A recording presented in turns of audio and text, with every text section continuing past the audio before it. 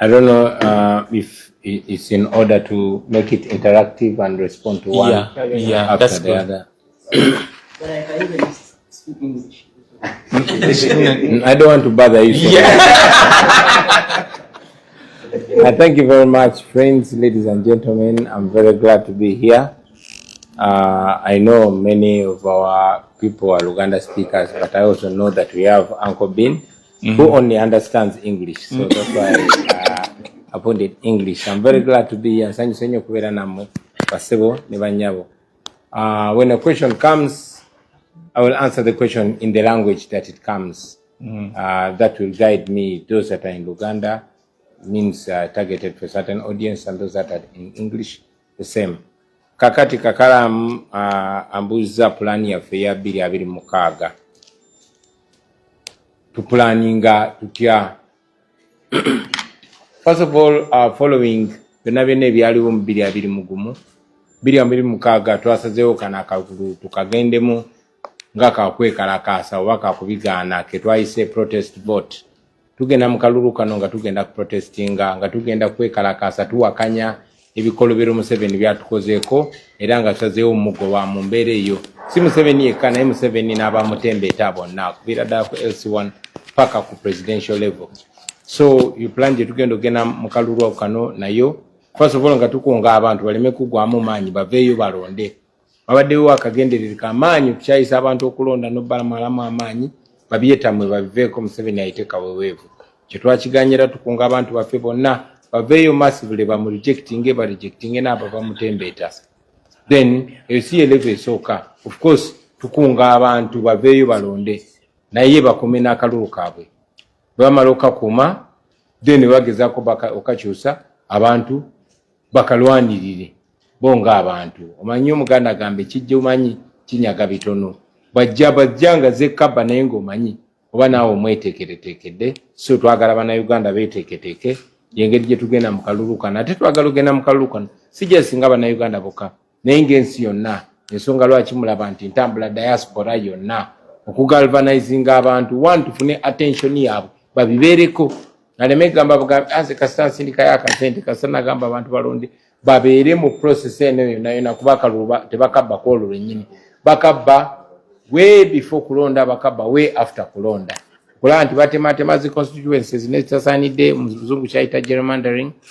Okulaba nti Museveni atambula agaba sente z'omusolo. Okulaba nti katagezaako okumakinga sure facilitating abu divisions obungi nnyo bwakole bu groups obwenjawulo. Byonna byonna agezaako kusubvertinga okusalawo kw'abantu. Bitwagala okwenganga mu 2026 era tulina okukkiriza tujja kusobola okumalako era tujja kusobola okuba pressuringa obuwanguzi bwaffe bulangirirwe nga bwina okubeera. Generally eyo gye bayita protest vote 2026. Electoral Commission oba akakiiko k'ebyokulonda tukeesiga nedda, tukakkiririzaamu nedda.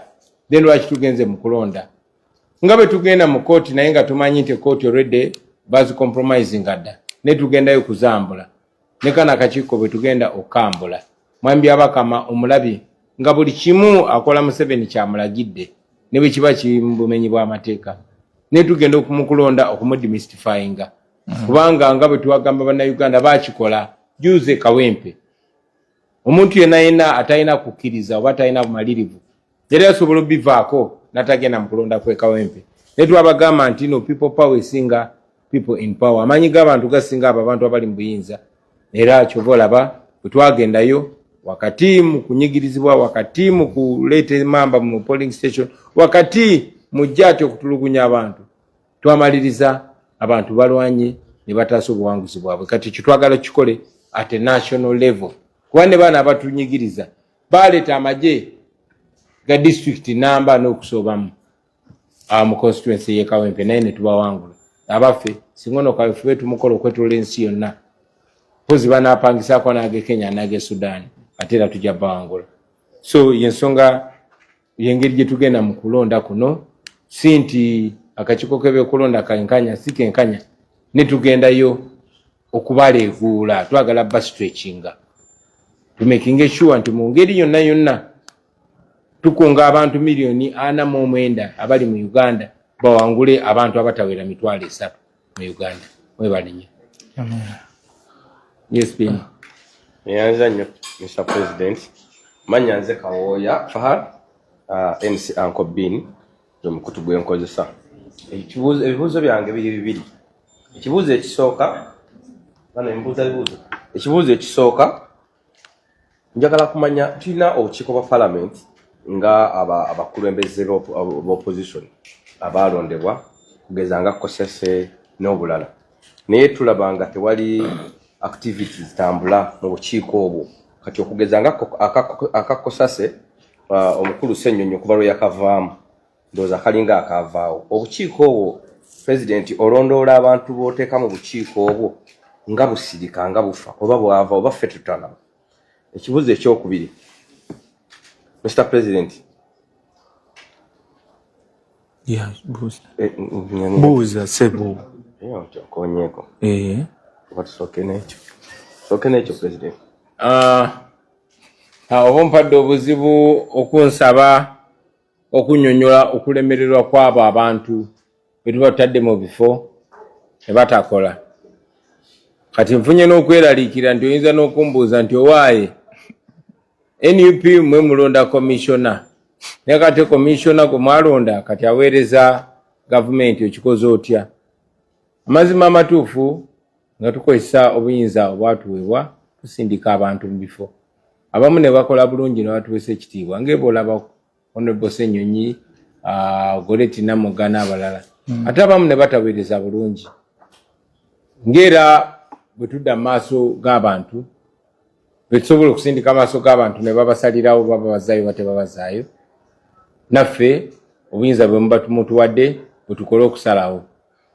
Era tusaba mutwesige tujja kukola okusalawo okutuufu. Naye nga bangi abakoze obulungi, bangi abakozeeko ate era bangi abalemereddwa.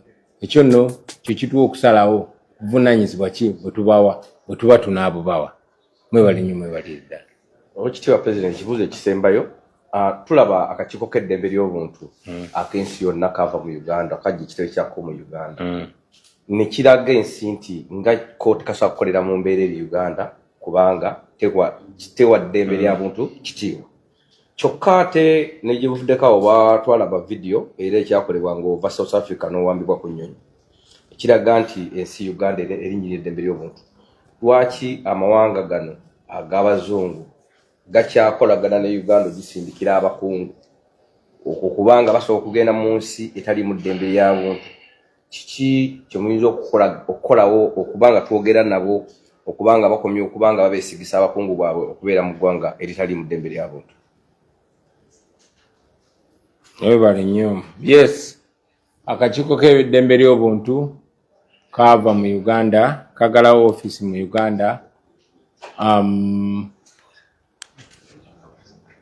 Ate kituufu eddembe ly'obuntu lirinyirirwa mu Uganda.